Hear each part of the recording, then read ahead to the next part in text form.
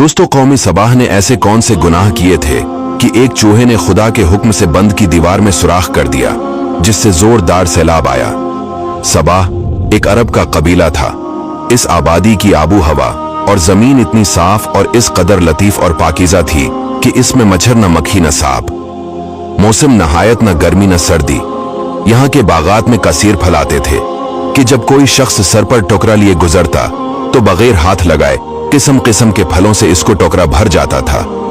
गरज ये कौम बड़ी खुशहाली में अमन और सुकून और आराम चैन से जिंदगी बसर करती थी, मगर नामतों की कसरत और खुशहाली ने इस कौम को सरकश बना दिया। अल्लाह ताला ने इस कौम को यके बाद दीगर 13 नबियों को भेजा, जो इस कौम को खुदा की नामतें याद दिला दिला कर अज़ाब इलाही से डराते रहे, मगर इन सरकशों ने खुदा के नबियों को जठला दिया।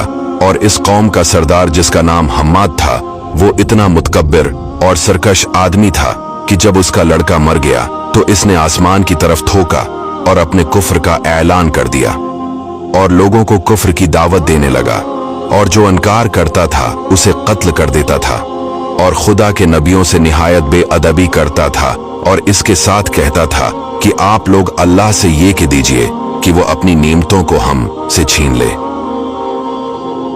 जब हम्माद और इसकी कौम का तुग़यान बहुत ज्यादा बढ़ गया तो अल्लाह ताला ने इस पर सैलाब का अजाब भेजा।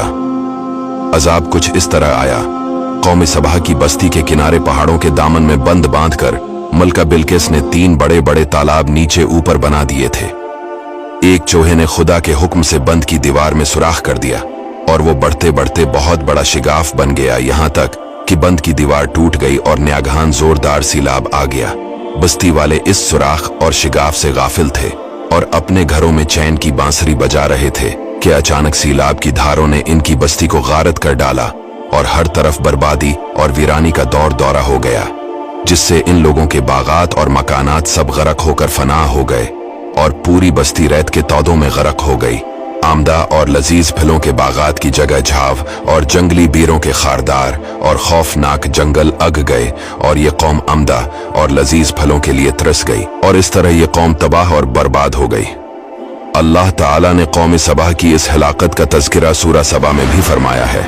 दोस्तों, कौम सबाह की ये बर्बादी उनकी सरकशी और खुदा की नेमतों की नाशकरी के सबब हुई, और नबियों के साथ उनकी गुस्ताखियां जब बहुत बढ़ गई। खुदाए कहार जब्बार का कहर अजाब बनकर सैलाब की सूरत में आ गया। सच है कि नेकी का असर आबादी और बद्दी का असर बर्बादी है। लिहाजा हर नियामत पानी वाली कौम को लाजिम है कि खुदा की नामतों का शुक्र अदा करे और गनाह से हमेशा किनारा कशी अख्तियार करे, वरना खतरा है कि अजाब ना उतर पड़े।